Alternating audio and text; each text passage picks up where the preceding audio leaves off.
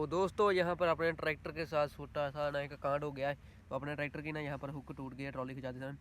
तो ऐसा करते हैं, इसको साइड करते हैं, अपना नाड़ के ना ट्रैक्टर लेकर आते हैं, उसको खिंचा कर चेक करते हैं। वजन काफ़ी है भाई ट्रॉली में, यहाँ से अकेला ट्रैक्टर नहीं यहाँ से ट्रॉली को निकाल पाएगा, 2 ट्रैक्टर तो डालने पड़ेंगे। लेकर आते हैं अपने हॉलैंड को, नाड़ के को।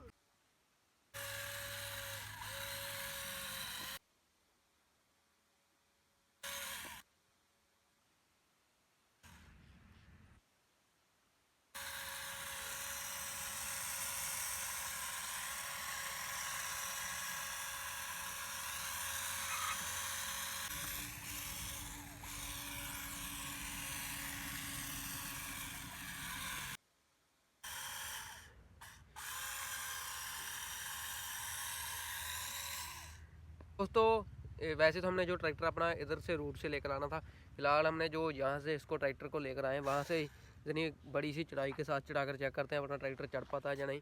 चल भाई इसको आगे आने दे, चेक करते हैं यहाँ से चढ़ाकर, तो देखते हैं अपने HMT की पावर।